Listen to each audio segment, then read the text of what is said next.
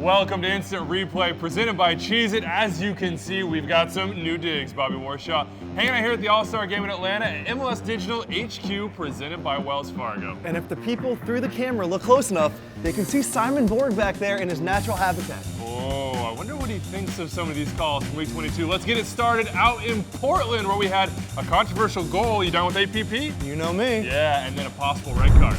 What's APP, you ask? That's attacking phase of play, and it matters when it comes to video review. Now, Nima Sagapi was the referee in this match, and Jorge Gonzalez was the VAR. And in the 12th minute, they had a decision to make. Houston scores a goal on this play, but rewind it back, producer Rich. Look right here. Albert Elise may have fouled Julio Cascante to win this ball, and if he does, that's eligible for review and an overturn, Bobby. Was this a foul? Yeah, Andrew, it was a foul. If you slow this down, Elise doesn't get the ball. He clips Cascante. This should have been a foul. I'm with you, Bobby. It's a foul, but it's also a judgment call, and Sagapi made his judgment. Therefore, the goal stands on the field. But this is eligible for review. We go back to APP, attacking phase of play.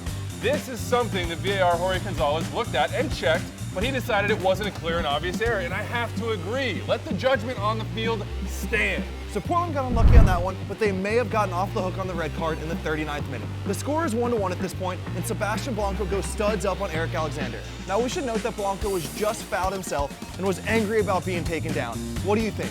Red card, or was it a proper yellow card from Sagapi? Sagapi goes yellow immediately, but I think I would have gone red. I see serious foul play here. That's excessive force. That's a stomp. Blanco's upset about the foul, and he drives his stud into Alexander's foot. I don't see an action to win the ball here. I see retaliation. We go to LA next, where the Galaxy hosted Orlando City. We got two plays to look at, and we start in the 84th minute when Yoshi Yotun does, what, Tolo Kamara? Yeah, that's a stomp down the butt region, Andrew. And listen, we can say this probably didn't have the excessive poking force to warrant a red card, but at the same time, as a player, I don't want people stomping down there, so I would have been okay with a red card here. Yeah, you do that to me, we got problems. Let's go a minute and a half later. Dave Romney and Dom Dwyer get tangled up on the way into the LA Galaxy penalty area.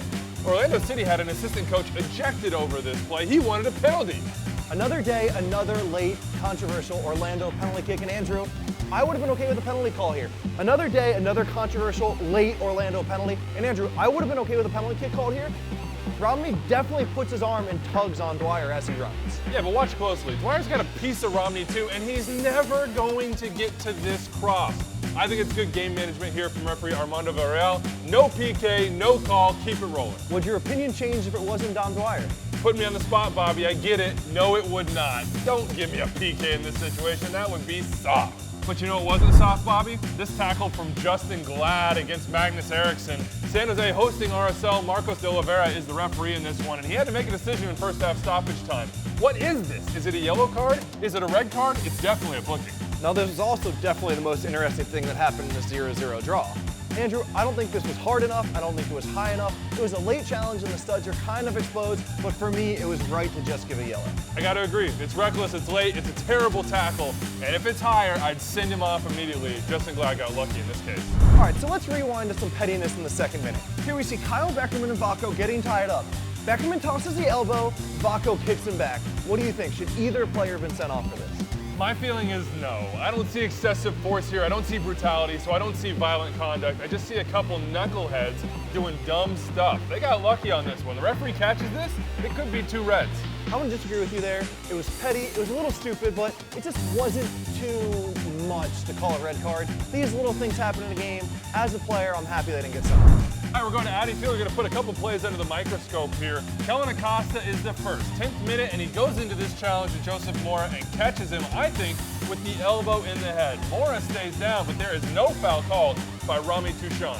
I think that's wrong. I think this should absolutely be a yellow card. I don't think Acosta used that elbow as a weapon, more of a tool, but a little bit more force, maybe a cock and swing, and I think he should have been sent off. So you're questioning whether it should be a red card, and Andrew, given the norms of how we call these, it shouldn't be. But if we're going to talk about excessive force or endangering an opponent, isn't an elbow to a head the most dangerous thing you can do in this sport? So I would understand why somebody would argue that all elbows to the head should be a red card. But given how they're called, I'm okay with no red card, and I'll agree with you, it probably should have been a yellow. All right, let's go to the 25th minute here and look at the PK. Edgar Castillo is brought down in the box by Junior Moreno, and some people in our office said it was soft.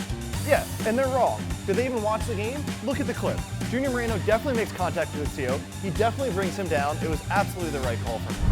All right, we finish in Montreal because a bunch of you Twitter warriors thought that Joseph Martinez was offside on Atlanta United's opening goal. See here how he kind of checks to the ball and then goes back into the 18 and scores this one.